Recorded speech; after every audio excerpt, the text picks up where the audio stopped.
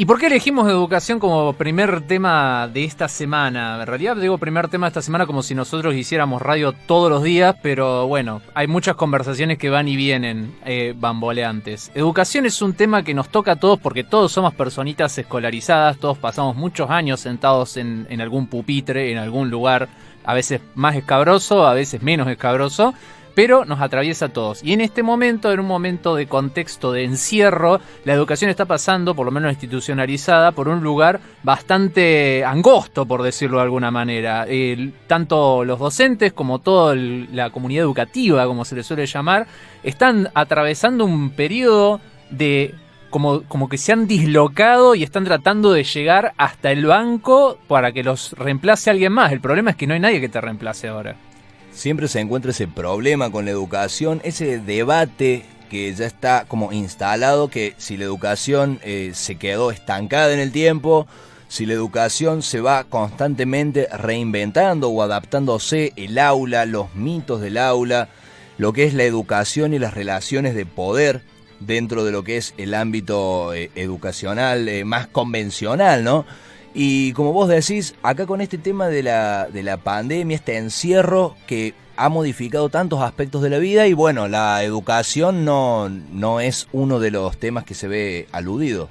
Sí, además, bueno, esto lo vamos a tratar con más profundidad más adelante. Vamos a excavar, ¿no?, en las vicisitudes que tiene esta educación pandémica, pero ciertamente ha, digamos, desnudado distintas caras de la educación, que es un sistema que se me ocurre, por lo menos el sistema educacional en este país, que es el que conocemos, es algo como que no se cuestiona, o no se cuestiona lo suficiente, me parece, ¿no? Es como algo que, bueno, lo inventó Sarmiento y ahí quedó. Y ahí quedó. Y está bien. Y si lo inventó Sarmiento está bien y listo, y nunca se, digamos, o hay muy poco, digamos, cuestionamiento, análisis, reflexión y cambios que vengan aparejados a través de ese análisis, ¿no? Es como que una de las cuestiones, pocas cuestiones, quizás incluso se me ocurre que hasta, digamos, resisten los distintos cambios de gobierno, ¿no? ¿A qué voy? Cada vez que hay un cambio de signo político en el gobierno, sobre todo a nivel nacional, hay muchas cosas que tienen un giro, no sé si de 180 grados, porque, digamos, tampoco son tan distintos. Digamos, pero como que ponen el guiño para doblar a la izquierda. Sí, ponen el guiño, agarran otro carril, lo asumo, ¿no? No es que doblan la esquina. Pero la educación siempre va más o menos justamente por el mismo carril. Sí, en ese sentido es importante pensar que la educación como la entendemos, o por lo menos la educación mediada por la escolarización, ya tiene un buen trayecto en la historia de nuestro país y además no ha tenido un cuestionamiento de base, digamos, institucional. Esto tiene que ver también con algunas cuestiones en las cuales se dialoga culturalmente, porque al mismo tiempo, cuando el docente quiere trabajar desde un lado crítico, tratando de habilitar otro tipo de discursos en el aula, generalmente existe un poder de coerción muy grande alrededor de lo que sucede dentro del aula. Estamos hablando solamente institucionalizada por ahora, pero sabemos, entendemos y queremos explayarnos también sobre otros tipos de educación y otros tipos de lugares donde se da la enseñanza. Ahora bien, ¿con qué me refiero con la coerción? Quiere decir que existe muchas fuerzas que coinciden en la escuela, porque en la escuela coinciden no solamente los docentes, que son los que saben de su campo de expertise, vamos a decirle, y por lo tanto instruyen, enseñan, se explayan, sino que también colabora una gran estructura burocrática, como ser los directores, los preceptores, los inspectores del ministerio, el Ministerio de Educación en sí, pero aparte un detalle que no es menor es que coinciden las familias argentinas ahí. Y las familias argentinas, en general, y de una manera así como vamos a hablar en términos de educación normal, tienden a pensar en un modelo de escuela muy específico. Y todo lo que se sale de ese modelo no solamente no está bien, sino que está mal, y aparte de eso, tiende a generar contenidos peligrosos para su propio status quo. Siempre lo que rompe con esa normalidad que vemos ya como establecida es algo que genera miedo, porque todo tipo de cambio, y estamos hablando de un cambio real, ¿no?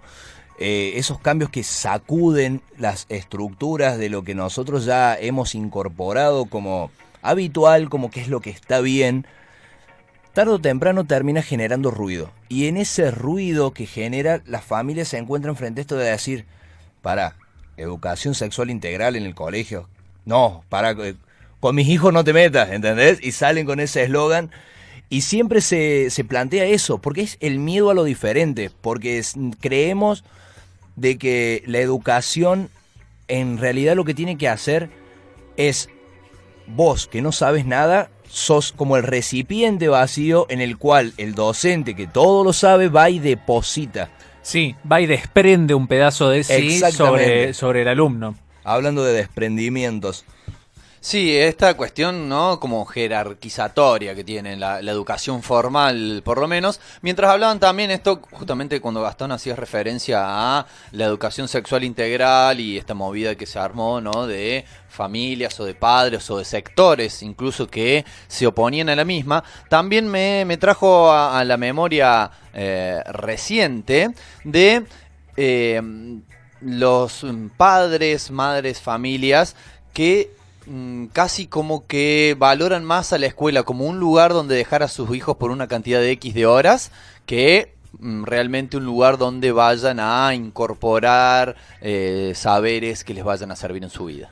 Es importante y también está bueno llevarlo hacia ese lugar al discurso, porque la escuela, al igual que muchas otras instituciones en nuestro país que no se busca cambiar, eso es muy importante, generalmente no se busca cambiar, reproduce la misma lógica de la cárcel, de los manicomios, de cualquier lugar donde básicamente se depositan y se guardan personas durante un periodo de tiempo. Lo que el señor Foucault siempre sostuvo, ¿no? Sí, el único pelado que me cae bien. Bueno, hay otros, pero Foucault es como un pelado resplandeciente. Un pelado copado. Sí. Es así, es como Dwayne La Roca Johnson, pero del campo filosófico. Y con polera. Y con polera. O sea, pelado con polera, qué bueno. Qué estilo que tenía Foucault. Pero volviendo al tema, retrotrayendo la jugada, bueno, el pensamiento de Foucault era muy interesante y quienes nos estén escuchando afines a la filosofía sabrán ahondarlo con mayor vehemencia. Pero el pensamiento de Foucault era más o menos esto. Como bien decía el negro, las escuelas, las cárceles y los manicomios se manejan de la misma forma. ¿Por qué?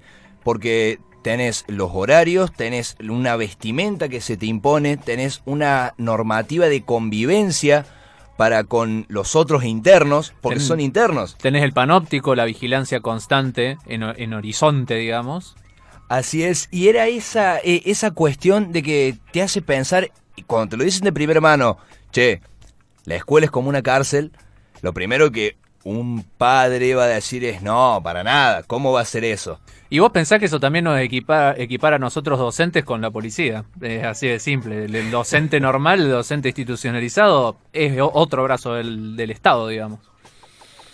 Bien, y habiendo planteado el tema, que vamos a seguir desarrollando, no teman, queridos oyentes, queridas oyentes, seguiremos desgranando, como si de un choclo se tratase, seguiremos desgranando las diferentes aristas, que son muchas, obviamente no vamos a llegar a abarcarlas a todas en esta hora de programa, pero es momento de refrescar musicalmente esta audición, la cual lo vamos a hacer con un tema que, aunque lo ha propuesto mi querido amigo, porque dijimos que nos queremos mucho, aunque lo ha propuesto mi querido amigo el Negro Biglietti, lo voy a presentar yo. Por favor. Porque me atribuyo las funciones de operador que tiene acá el poder de dejarles sin voz. Así que bueno, otro día podríamos hablar de las relaciones de poder entre operador y conductores.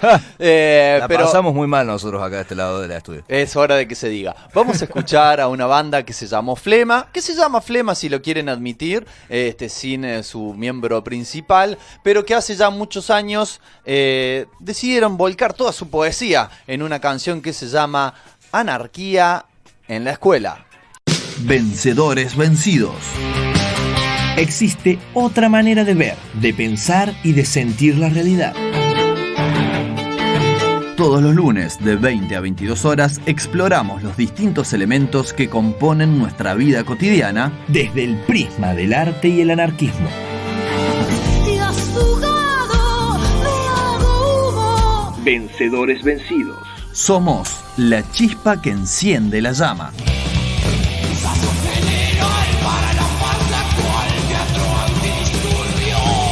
por el 93.3 FM y en radiolaquintapata.com.ar.